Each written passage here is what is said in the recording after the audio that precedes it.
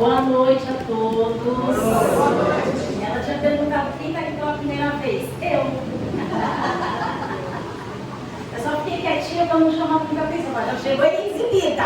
O povo não gosta. Estou brincando. Gente, prazer. Meu nome é Stephanie, tá? Como eu fui já apresentada, eu faço parte da União das Sociedades Espíritas da cidade vizinha de São Vicente. E eu tenho que começar confessando para vocês que eu estou me sentindo muito feliz mesmo por ser recebida generosamente aqui no Grupo de Estudos Espíritas A Caminho da Luz de Cubatão, onde eu fui convidada a me juntar a vocês para mais uma reflexão nessa nossa busca do desenvolvimento pessoal integral. Mas eu tenho que confessar mais uma coisa para vocês. Cubatão mora num lugarzinho muito especial no meu coração, porque eu trabalhei nessa cidade por 26 anos. Hoje não trabalho mais aqui em Cubatão, mas eu aqui trabalhei por 26 anos. E eu vinha para cá, todos os dias, sempre. Então eu conheço bastante Cubatão e tem um lugar muito especial de carinho e gratidão pela cidade. Mas vamos lá. A apresentação feita, eu quero pedir licença, principalmente a egrégora espiritual que mantém todo o trabalho na dimensão invisível aqui no nosso querido lar, né? E pedir licença a vocês, frequentadores e trabalhadores, para que juntos nós possamos começar a fazer essa reflexão da noite. Por ser uma data oportuna, próximos que estamos do carnaval, já está todo mundo aí com a fantasia pronta? Eu sinto em nos informar que eu vim para rasgar fantasias. Ah, entenderam? Para nos colocar na condição de espíritas conscientes. Trazer aquela dica boa que serve para todos os períodos do ano, mas em especial para esse período de carnaval. Por quê? Porque neste período de carnaval, dá para perceber que nós acabamos ficando num estado de efervescência, de empolgação um pouco maior. E faz parte do período. Então, muitas vezes, levados por essa proposta dessa festa coletiva, de que cada um pode fazer o que quiser, muitas vezes nós acessamos conteúdos psíquicos primitivos em nós. E aí, eu quero falar essa noite a respeito da força criadora do pensamento, da força do pensamento. E quais são os climas, os ambientes espirituais que o nosso pensamento é capaz de gerar? Então, de se perceber também que nesses períodos em que há uma certa turbulência, tanto na esfera mental quanto na esfera espiritual, em decorrência dessa certa liberalidade, que muitas vezes, arrastados por ela, a gente passa um pouquinho do bom senso e dá uma também quebradinha na ordem, né? Nós temos que entender, enquanto espíritas, uma coisa que primeiro é básico. Essas festas coletivas populares, elas são históricas na nossa história de humanidade. Então, se a gente buscar, por exemplo, lá no antigo Império Romano, existia uma festa chamada Saturnália. Não sei se alguém aí ouviu falar da Saturnália. Muitíssimo parecida com o Carnaval.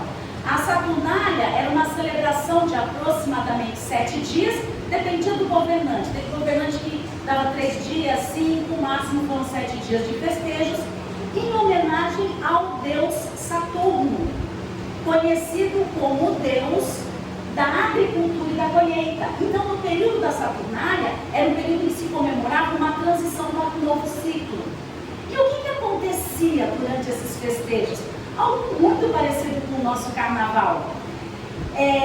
Aconteciam aqueles banquetes públicos, todos os jogos eram liberados, existia uma quebra da norma social em que os senhores serviam os escravos, mas serviam muito vinho aos escravos, entre outras coisas. Na Saturnália, nós observamos ali uma dissolução daquelas linhas sociais, ou seja, uma mistura das classes sociais, muito parecido com o que a gente vê hoje. Porém, é importante, espíritas, que nós percebamos que essa mistura postura, na realidade, não tem exatamente uma finalidade de fraternidade e de igualdade social. Então, o que acontece? Quando nós, envolvidos por essa psicoesfera, lembrando que a primeira criação da psicoesfera está em mim, eu crio o meu ambiente mental, vocês vão entender um pouquinho disso no decorrer aqui da nossa conversa. Mas envolvido por essa psicoesfera mental, eu dou acesso, né? Eu acesso conteúdos psíquicos um pouco mais atrasados em mim, porque aqui ninguém está iludido de que já é santo, né? Vocês sabem que a gente está mais perto da primitividade do que da angelitude. Não fui eu que falei, foi Emmanuel, tá? De verdade, eu trouxe uma fala dele. Então, quando nós damos por invigilância acesso a esses conteúdos, nós acabamos formando uma psicoesfera conflituosa ao nosso redor. E aí, a grande orientação, o grande cuidado que nós espíritas devemos ter, na realidade, gente, de novo, tudo isso que eu vou falar serve para todos os momentos e experiências da nossa vida ao longo do ano da nossa existência. Mas, em períodos específicos, como este do carnaval, nós sabemos que é uma festa carnal, não espiritual, nós temos que estar mais vigilantes, porque a invigilância pode nos colocar em situações muito complicadas. Nesses períodos, a primeira orientação que eu acho que a gente é convidado a seguir é uma orientação que se encontra lá em Mateus, capítulo 10, versículo 16, em que Jesus nos falou assim: sejam prudentes como as serpentes e simples como as pombas. Dessa metáfora que Jesus usou para nos passar uma orientação importante, vamos entender o que significa prudentes como as serpentes. Quando Jesus usa essa expressão, ele está dizendo para que nós sejamos inteligentes, cautelosos, prudentes, para que nós tenhamos estratégias de não nos lançarmos a armadilhas e perigos desnecessários. Essa é a prudência da serpente, principalmente, porque a gente já pensa na serpente no aspecto negativo. Não, é essa prudência principalmente da inteligência e da perspicácia de uma serpente. Então, sejam prudentes como as serpentes e simples como as pombas. O que essa metáfora da simplicidade das pombas diz para nós? A simplicidade das pombas diz a respeito da sinceridade, diz a respeito da pureza e diz a respeito da descomplicação nas interações com as outras pessoas. Então, prudente como uma serpente e simples como uma pomba significa dizer que na junção desses dois comportamentos, nós teremos então um comportamento adequado, principalmente para gerar e gerando a psicoesfera mental que fica ao nosso redor. Então, é importante que nós entendamos que toda vez que eu vou gerar uma psicoesfera ao meu redor, eu tenho então a resposta imediata daquilo. Eu quero trazer para vocês uma explicação, claro que é um resumo, que André Luiz nos traz no livro Nos Domínios da Mediunidade. Até antes de falar isso, eu só quero fazer assim uma explicaçãozinha bem rápida. Porque quando a gente lê o título, muitas vezes, Nos Domínios da Mediunidade, eu já penso, isso é livro para médium. A minha pergunta é, quem aí é médium, levanta a mão. Pode levantar a mão todo mundo. Todo ser humano tem mediunidade. É isso que eu queria explicar para você. Então, nos domínios da mediunidade significa você ter informação para gerenciar a sua sensibilidade. Mediunidade, gente, uma explicação rápida para não tomar muito tempo, é um atributo do espírito encarnado. A mediunidade, hoje a ciência já explicou isso para nós, ela funciona numa glândulazinha lá dentro do nosso cérebro, chamada glândula pineal. Ó, para a gente saber onde é, se você passar uma linha imaginária, aqui ó, da base da sua orelha para o outro lado, e em diagonal do seu cérebro para sua nuca, na junção dessa linha, bem dentro do seu cérebro, aqui na basezinha, tem uma glândulazinha minúscula, que inclusive o nome dela é pineal, porque o formato e a corzinha dela, lembra, sabe aquela pinha que a gente usava antigamente para enfeitar a árvore de Natal, que a gente acha muito aí nas estradas do interior, aquela pinha? é um formatinho, uma coloração parecida com a de uma pinha, por isso que foi batizada de glândula pineal. Essa glândula, eu costumo dizer, tá, é uma criação minha, que ela é o Wi-Fi humano com a espiritualidade, inclusive com Deus. Porque é essa glândula que faz toda essa captação. Então, todo ser encarnado tem mediunidade. A questão é que existem pessoas que desenvolvem essa mediunidade, por exemplo, um trabalhador que não só trabalha na Câmara de Paz, orientação, mas principalmente com desobsessão, com sala mediúnica, durante 20, 15, 30 anos aqui dentro do Caminho da Luz, ele com certeza vai ter essa mediunidade muito mais apurada. Agora, existem pessoas, e nem todos precisam desenvolver a sua mediunidade, apurar a sua mediunidade, que vão ter essa mediunidade de uma forma um pouco mais adormecida. E aqueles chamados médiuns ostensivos, que são aqueles que a gente tanto gosta de falar, porque incorpora, porque ouve, porque vê, porque escreve, porque psicografa, esses têm essa mediunidade mais desenvolvida. Deu para entender? Portanto, todo mundo tem mediunidade. E não, mediunidade não é coisa de espírita, mediunidade é coisa de ser humano. Mesmo a pessoa não sabendo disso. É aquele nosso sexto sentido, é aquela nossa percepção, tá? Só uma última informação, essa glândula pineal não tem só essa função, tá, gente? Ela tem várias outras funções no organismo humano, mas ela é essa antena de conexão. Bom, no livro Nos Domínios da Mediunidade, André Luiz diz assim para nós, ó, imaginar é criar, e toda a criação tem vida e movimento, ainda que ligeiros, impondo responsabilidade à consciência que a manifesta. Imaginar é criar, então funciona assim, eu tive uma ideia, eu imaginei, eu começo a criar um quadro mental, um cenário mental. E toda a criação tem vida e movimento, ainda que ligeiros. O tempo da vida e da movimentação dessa ideia vai depender do meu tempo de abastecimento dessa ideia. Impondo, e aí é imposição, a gente está falando que se quiser, impondo responsabilidade à consciência que a manifesta. Portanto, eu pensei, criei, e aí a gente cria vários quadros mentais. Esses quadros mentais estarão cheios de formas, pensamento, porque por mais que a gente ainda não acredite, ou às vezes não tenha tanto conhecimento disso, os nossos pensamentos têm vida. Eles têm cor, eles têm peso, a gente só não enxerga, porque eles estão no campo sutil, que é aquele campo que não é o material, e por isso a gente não enxerga. Mas os nossos pensamentos têm um poder de criação e um poder de impacto no ambiente enorme. A física clássica hoje já confirma isso. Então, pensei, criei. Se eu criar quadros mentais em estado de perturbação, quais serão os cenários que eu vou criar? E aí, a partir desse cenário, qual é a psicoesfera que eu gerei ao meu redor? E aí, André Luiz continua explicando assim pra gente. E como a vida e o movimento se vinculam aos princípios da permuta, todo mundo sabe a permuta aí, né? É troca. E como a vida e o movimento se vinculam aos princípios da permuta, é indispensável analisar o que damos, a fim de ajuizar quanto àquilo que devamos receber. Pronto. Pensei, criei um cenário mental, conectei. É isso que a gente tem que entender.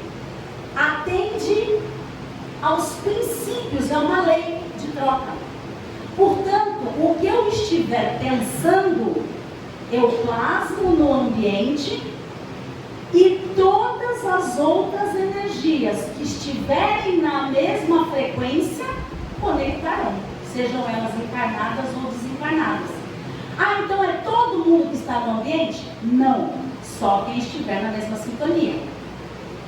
Então eu vou dar um exemplo. Você veio aqui essa noite, né? Aqui na casa e falou assim, vou lá para receber ajuda, meu anjo guardião vai estar lá. Aí você entrou nesse salão. E aqui tem um monte de pessoas, trabalhadores encarnados e muitos outros desencarnados, inclusive o seu anjo guardião. Só que ele só vai conectar com você se você tiver um estado mental positivo e propício para isso. Porque você sentou na cadeira e você acabou de chegar daqui, teve uma discussão com seu filho lá na sua casa. E aí você está rememorando toda a discussão. Você acha que vocês vão conseguir? Você acha que o teu anjo guardião vai conseguir te ajudar? Não. E muitas vezes acontece ao contrário.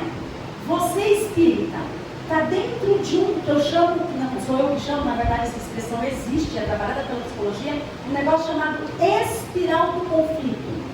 Você está dentro de uma situação, numa festa da sua casa, numa reunião do teu trabalho, e começou a acontecer um espiral do conflito. As pessoas estão se conflitando, estão numa discussão, estão num debate.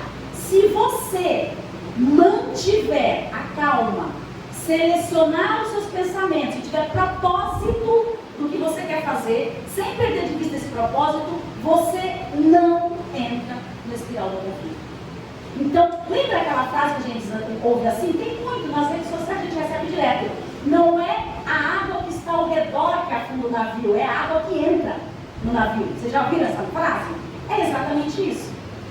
Então, a gente pode criar uma psicosfera ruim, nociva, perturbada, num ambiente dentro de uma casa espírita, e a gente também pode manter uma psicosfera boa, de equilíbrio, de auxílio, de ajuda do bem, dentro de uma confusão.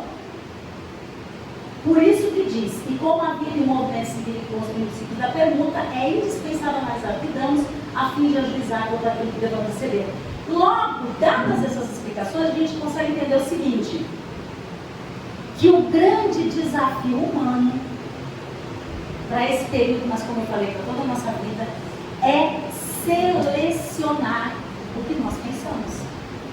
Eu vou perguntar e você pode ficar à vontade para responder. Quem acha que sim, quem acha que não, não tem problema, não exige exatamente resposta errada, tá? E eu vou explicar. Vocês acham que dá para a gente selecionar o pensamento, sim ou não? Quem acha que sim, quem acha que não? Fala aí. Dá para selecionar o pensamento? Não que seja fácil. E eu vou explicar o porquê que não é fácil, mas sim, dá para nós selecionarmos. Mas vai precisar comer muito arroz com feijão e farinha. Tem uma frase que eu gosto que foi dita por Raul Teixeira. Ser espírita não é para quem quer, é para quem aguenta. Eu adoro essa frase. Aliás, ser médium também não é para quem quer, é para quem aguenta. E digam os médiuns de sala de mediúnica, né, queridas? E digam os médiuns de desobsessão. Não é para quem quer, é para quem aguenta. Por que dá para nós selecionarmos os pensamentos? Joana de Ângeles, em toda a sua série psicológica, e a gente vê muito vídeo do Divaldo, inclusive, falando sobre isso, sobre você modificar aquele pensamento, substituir um pensamento ruim, um pensamento irritante, um pensamento desagradável, um pensamento infelicitante por um outro pensamento. Vocês já ouviram falar de um psiquiatra chamado Augusto Cury? Alguém aqui já ouviu falar do Augusto Cury? Ele é bem conhecido. Ele é psiquiatra, escritor, ele é professor e é conferencista, né? Ele faz conferências internacionais e nacionais. Inclusive ele fundou a AGE, que é a Agência da Gestão da Emoção, lá no Vale dos Cristos, nos Estados Unidos. Eu acompanho o trabalho do Dr. Augusto Cury há muito tempo, há muitos anos. Inclusive é dele um livro com o título O Homem Mais Inteligente do Mundo. Este livro fala sobre Jesus. Só uma outra informação importante, o Dr. Augusto Cury era ateu. Ele era ateu. Até já casado, pai de filhos, homem formado, ele era ateu. E aí ele foi convidado justamente para traçar o perfil psicológico de Jesus e dos 12 apóstolos. E aí ele escreveu uma série de livros sobre isso. Nessas obras, ele virou cristão. Ele mesmo fala sobre isso em vários depoimentos que ele dá. Hoje, Augusto Cury é cristão. Mas vamos lá. O doutor Augusto Cury, que é um psiquiatra renomado, escritor, traduzido em mais de 65 idiomas, em mais de 65 países ele é traduzido.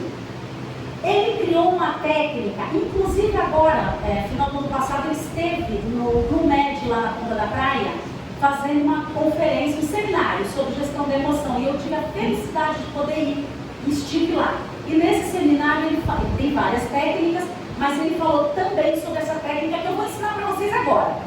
E antes de ensinar, eu quero fazer uma fofoquinha espírita, que aí é uma coisa da minha cabeça também, tá? Eu tenho certeza que o doutor Augusto Cury desenvolveu essa técnica depois que ele leu a série psicológica de Joana de Ângeles. Mas isso é fofoca e criação minha, tá, gente? Ele nunca falou isso. Porque é tudo muito igual. Vocês vão aprender, vão perceber que é igual. Ele desenvolveu uma técnica chamada DCD. Decorem, ó, DCD. Busca depois no Google. Augusto Cury, técnica DCD. O que é a técnica DCD? Significa duvidar, criticar e determinar. O que ele nos fala com essa técnica? Detalhe, é uma técnica justamente de gerenciamento de pensamentos e que ele aplica, inclusive, magistrados. Tá? Dentro de todo o processo de cursos de tratamento que ele faz, ele aplica essa técnica do DCD. Duvidar, criticar e determinar. O que é a DCD? E vocês sabem fazer, a gente sabe fazer, mas vai precisar treinar bastante, a questão de prática. Toda vez que você tiver um pensamento que não for um pensamento positivo, e a gente vai ter que fazer isso bastante vezes no dia, porque a gente tem bastante pensamento que não é positivo durante o dia. Eu não sei vocês, mas eu tenho. Eu tenho. Inclusive, quando chega à noite que eu venho fazer palestra, o meu obsessor agradece. Ele fica lá de fora e fala, ainda bem que essa mulher me deixou um pouco em paz. Meu obsessor adora quando ele fala, ainda bem que a Claudete chama ela para o padrão. Essa noite eu estou livre dela uma horinha. Gente, até brincadeiras à parte, a técnica DCD, segundo o que Augusto Cury explica, ensina e aplica, é o seguinte: toda vez que você tiver um pensamento negativo, você primeiro tem que se colocar como protagonista daquilo, porque você é o dono do seu pensamento. Você é o criador do seu pensamento. Pensou ruim? Duvida. Qual é a dúvida? Será que eu quero mesmo pensar isso? Será que esse pensamento é só meu ou ele também já está sendo abastecido por permuta com energias externas? Essa permuta vai me favorecer ou vai me prejudicar? Vai me deixar saudável ou vai me adoecer? Duvidar. Duvide de pensamentos pessimistas, de pensamentos criticistas, de pensamentos irritadíssimos, de pensamentos depressivos. Duvide. Mas você tem que fazer isso com uma voz ativa. Eu não quero pensar dessa forma. Duvidar. Criticar. A crítica já é a continuação do que eu acabei de explicar. Você coloca aquele pensamento em análise. Ok, o que eu vou me beneficiar insistindo em pensar dessa forma? Aí ele chama que é impugnar o pensamento. É você dizer para você mesmo, eu não quero pensar mais desse jeito. E aí eu já vou até aumentar e dizer assim, já bota aquela frasezinha de Paulo, eu quero ser um homem novo. E para eu ser um homem, claro que o homem se refere a homens e mulheres, e para eu ser um homem novo, eu preciso de novos hábitos, logo novos pensamentos, porque o pensamento cria o que o corpo manifesta, em ações, palavras e comportamentos. Então você duvidou, você criticou e você determina, eu vou pensar em outra coisa. E aí você busca, porque você com certeza tem assim um inventário de ideias, memórias, acontecimentos, muitos que são bons e positivos. Só que a gente também tem um negocinho, segundo o Dr. Augusto Cury, chamado memória RAM, que é registro automático de memória. E em função da nossa condição atual, a gente normalmente acessa os arquivos que a gente já devia até ter deletado, mas ainda não conseguiu deletar. Então, quando a gente determina um novo pensamento, você pensa, eu vou pensar em algo bom, eu vou trazer uma memória boa. Se você quiser, até fala com você. Eu estou falando comigo sozinha. Às vezes eu lembro da ideia para mim pensar, Stephanie, lembra daquele dia, eu gosto primeiro, lembra daquele dia que você conseguiu trocar seu carro? Que felicidade que foi aquilo, hein? Que beleza, e trocou sozinha, com a força. Aí eu lembro e falo para mim, olha como você é forte, como você consegue. Isso não é coisa de gente doida, é coisa de gente consciente. Então a técnica DCD, duvidar, criticar e determinar, é uma técnica possível de todos nós aplicarmos. E é exatamente aquilo que Divaldo tanto nos fala, orientado por Joana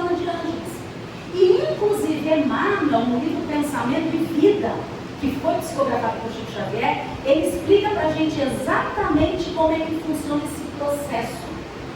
Surge a ideia, daí primeiro na realidade a gente vai ter uma leve agitação na emotividade, então, porque isso funciona em sincronia. Vocês têm que entender que coração e cérebro, na realidade figurativamente falando, sentimento e racionalidade, eles funcionam de forma sincronizada. Então é um movimento muito rápido, muito sutil. Nós vamos então primeiro ter uma leve sensação, da sensação surge uma ideia, da ideia cria-se uma imaginação, da imaginação surge o cenário mental, a psicoesfera, e a partir dali você então decide, você manifesta, você concretiza. Por exemplo, se eu resolver virar para o meu amigo e xingar ele agora, antes de xingar eu tenho que ter tido a ideia do xingamento que eu vou dar, não é assim? Agora, se na hora de xingar eu pensar, mas caralho, se eu xingar ele vai ficar mal, não vou xingar não. Aí eu falo assim, você sabia que tem uma nuca bonita, menino? Vai elogiar qualquer coisa. Decidir, a decisão é sua. É o seu eu no controle, na cabine de controle da sua aeronave. Não você lá, sentado entre os passageiros, vendo a tua aeronave vagar para lá e para cá, com sério risco de acidente e colisão. Lembra de Jesus? Sejam prudentes como as serpentes e sejam simples como as pombas. Portanto, é importante que nós entendamos que para a gente conseguir praticar essa técnica do duvidar, criticar e determinar, e para nós conseguirmos fazer aquilo que Joana de Ângeles nos propõe, que é a mudança de um pensamento, nós vamos ter que ter dois fatores muito ativos em nós: autoconhecimento e autocontrole. Então, primeiro eu tenho que saber quem eu sou. Vocês querem ver? Se você tiver uma briga, principalmente com alguém da sua família, que de preferência mora na sua casa com você, ou com a sua esposa, ou com o seu marido, ou com o seu filho, eu tenho certeza que enquanto esse conflito perdurar, é nessa pessoa que você vai ficar pensando o tempo todo. E mais, vai ficar pensando em tudo que ela falou que você não gostou de ouvir. Vocês percebem que a gente está retroalimentando? Eu discuti com meu marido, óbvio que eu estou com raiva dele. Stephanie, você é espírito, você sabe qual é o processo da criação mental. Ele não é santo, não, mas você também não é. Com tantos anos de casado, se ele errou com você, você também errou. Então, o que dá para eu fazer para ter uma redução de dano desse conflito? E eu vou agir. E ele não precisa saber disso. Lembra que Jesus nos falou? A quem mais é dado, mais será? Se uma criança está agindo errado, quem vai ser responsabilizado? Os pais, os responsáveis. Porque aquela criança tem menos conhecimento. O adulto tem mais. Se você já tem mais conhecimento, faça mais, perdoe mais, compreenda mais, se sacrifique mais, tenha mais prudência. Não sou santo, não é, nós não somos santos ainda, mas nós temos uma proposta de evolução. Senão a gente não ia estar na segunda-feira à noite aqui dentro conversando. Então continua André Luiz falando assim para nós, quem apenas mentalize angústia e crime, miséria e perturbação, poderá refletir no espelho da própria alma outras imagens que não sejam as da desarmonia e do sofrimento? A gente mesmo pode cada um responder para si essa pergunta de André Luiz para nós. A pessoa que está mentalizando o tempo inteiro angústia, crime, miséria e perturbação, ela vai refletir no espelho da própria alma alguma outra imagem que não seja de desarmonia e de sofrimento? Deixa eu fazer uma pausa rápida para ensinar para vocês a história do espiral do conflito. Eu já falei da técnica DCT, agora eu vou falar para vocês ficarem espertos com a espiral do conflito. Espírita, você tem que saber onde você pode enfiar seu nariz, onde você não está gabaritado para enfiar o seu nariz. Porque é assim mesmo que a gente tem que entender. Porque nem sempre a gente pode, mas quando a gente puder, a gente tem que fazer alguma coisa. O espiral do conflito funciona assim. Nós sabemos que tudo o que existe é energia em movimento. Albert Einstein falou isso pra gente, que tudo é energia condensada, tudo é energia em movimento.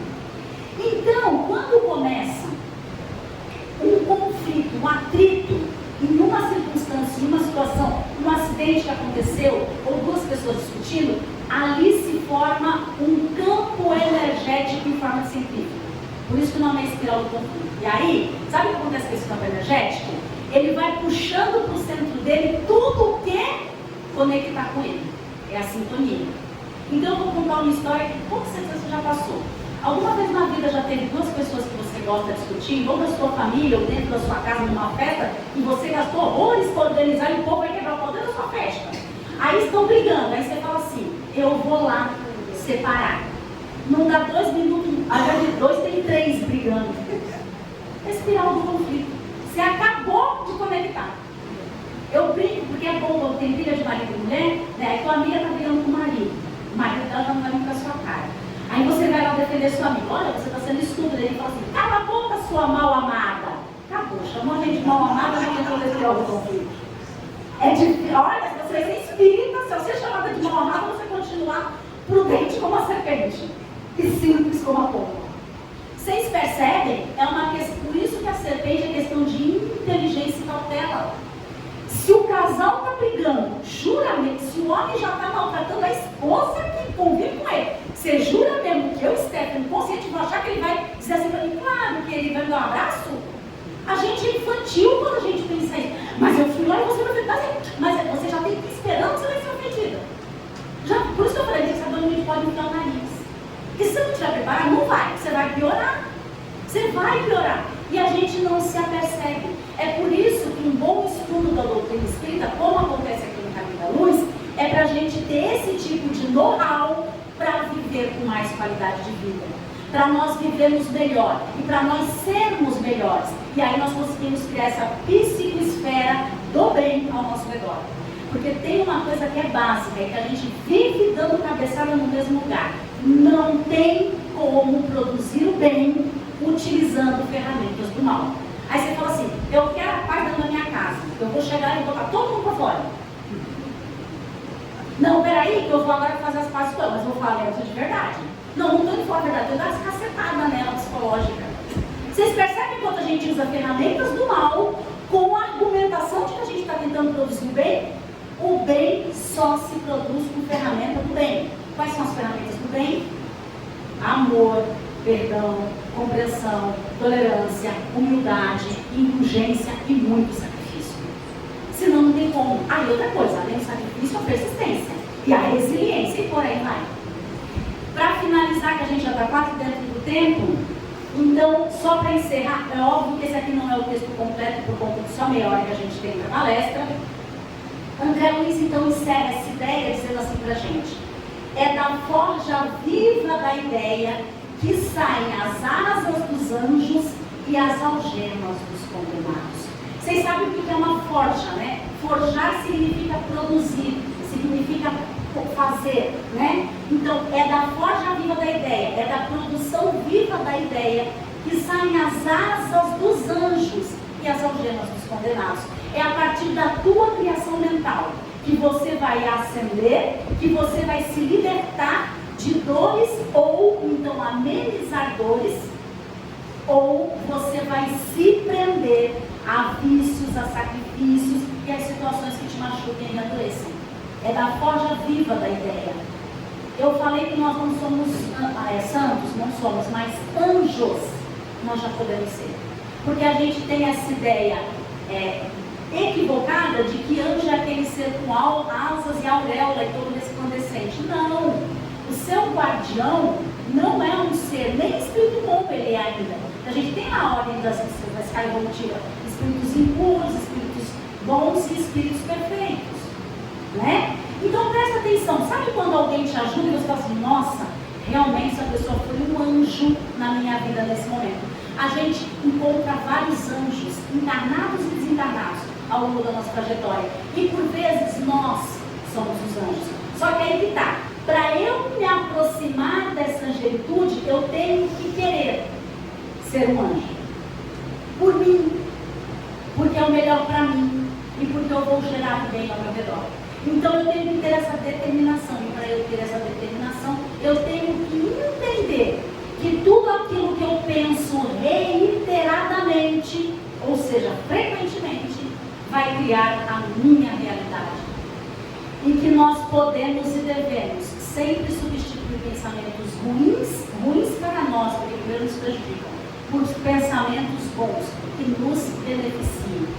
Dito isso, gente, eu espero que nós tenhamos uma continuação de semana maravilhosa e abençoada e que nós tenhamos um período de carnaval com a verdadeira fé genuína, a fé e alegria genuína da alma, para que nós possamos ter uma convivência harmoniosa e produtiva com aquelas pessoas que são verdadeiros laços invisíveis e laços inexplicáveis que nos ligam a Deus. É isso, gente. Muito boa noite. Até a próxima. Muito obrigada por isso.